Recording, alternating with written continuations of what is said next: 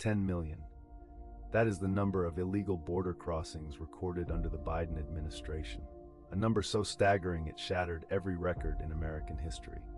Tonight, we break down exactly how it happened, who allowed it, and why it matters to every single American family. On January 20th, 2021, day one of the Biden presidency, executive orders began flowing out of the White House like water through a broken dam. Within hours, construction halted on the southern border wall. Remain in Mexico, the policy that had dramatically reduced illegal crossings, was canceled. Deportation flights were paused, and a sweeping 100-day moratorium on virtually all deportations was signed. Joe Biden and Kamala Harris had spent months on the campaign trail making promises. Promises that America would be, quote, a nation of immigrants again. That the era of cruelty at the border was over. That America would, in Biden's own words, send a clear message to the world: you are welcome here. What happened next was not what anyone fully anticipated. The message did get out, but not the one the White House intended. Smugglers, cartels, and people across the globe heard something very different. The border was open, and they came. In the first month alone, Border Patrol agents encountered more than 78,000 people illegally crossing into the United States. By March of that year, the numbers had exploded to over 172,000 in a single month, a 28-year high. And it was just the beginning. Now let us talk about the numbers. Because the numbers tell a story that no amount of White House spin can erase. According to U.S. Customs and Border Protection, the government-owned data, total encounters at the southern border under the Biden-Harris administration exceeded 10.3 million. 10.3 million. To put that in perspective, that is more people than the entire population of Michigan. More than the combined populations of Wyoming, Vermont, Alaska, North Dakota, South Dakota, Delaware, Rhode Island, Montana, Maine, New Hampshire, and Hawaii combined. But here's the number they really do not want you talking about: the gotaways. These are individuals detected crossing into the United States, on camera, by sensors, by agents, but who were not apprehended. Estimates from Border Patrol agents and congressional testimony put the gotaway number at over 1.8 million during the Biden years. 1.8 million people who entered this country illegally and simply vanished into the interior. Not encountered, not processed, not fingerprinted, just gone. Then there is the fentanyl. In fiscal year 2023 alone, CBP seized over 27,000 pounds of fentanyl at and between ports of entry. 27,000 pounds. That is enough, according to the DEA, to kill every single American more than twice over. DHS Secretary Alejandro Mayorkas stood before Congress repeatedly and told Americans the border was, quote, secure. He said it in 2021. He said it in 2022. He said it in 2023. Border Patrol agents on the ground, men and women who live this reality every single day, called it what it was: a lie. Now the White House and the media will tell you that most people crossing the border are simply families seeking a better life. And yes, among those millions, many are exactly that.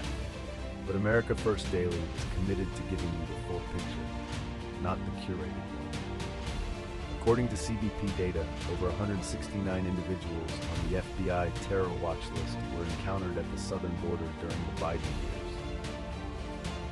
The terror watch list. These are not garden variety immigration cases.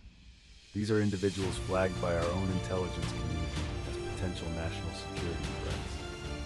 For comparison, in the 4 years of the Trump administration, that number was 14. 14 versus 169. You do the math, and it gets worse. Federal prosecutors have brought hundreds of cases involving individuals who crossed the southern border and were later charged with violent crimes: murder, rape, assault, human trafficking. The victims are real Americans with real names and real families. We are talking about Laken Riley, a 22-year-old nursing student in Georgia, murdered while on a morning jog by a Venezuelan national who had illegally crossed the border in 2022 and been released by Biden Department of Homeland Security under a so-called parole program. We are talking about Rachel Morin, a mother of 5 from Maryland, raped and murdered on a hiking trail by a man who had entered the country illegally from El Salvador, a man with a prior murder charge in his home country. These names are not statistics. They are daughters, mothers, sisters, and their deaths were preventable. Beyond the tragic individual stories, the financial cost of this border catastrophe is staggering. A comprehensive study by the Federation for American Immigration Reform estimated the total annual cost of illegal immigration in America at over $150 billion per year. That includes education, healthcare, welfare benefits, law enforcement, and the criminal justice system. Border communities have been transformed overnight. Ranchers in Eagle Pass, Texas, have watched their land used as a highway for human smuggling. Schools in New York City have been overwhelmed. The city spent over $4.6 billion in a single year housing and processing migrants, forcing cuts to services for working-class New Yorkers. And then there is the fentanyl epidemic, the deadliest drug crisis in American history, fueled largely by synthetic opioids pouring across the southern border. Over 112,000 Americans died of drug overdoses in fiscal year 2023. 112,000. More Americans killed by drugs in a single year than were killed in the entire Vietnam War. The drugs do not stay at the border. They flow into Iowa, into Ohio, into small towns in Tennessee and West Virginia that never asked to be ground zero for a cartel war.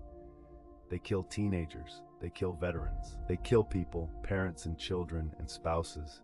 This is not an immigration debate. This is a national emergency. So why did you not hear about this on the evening news?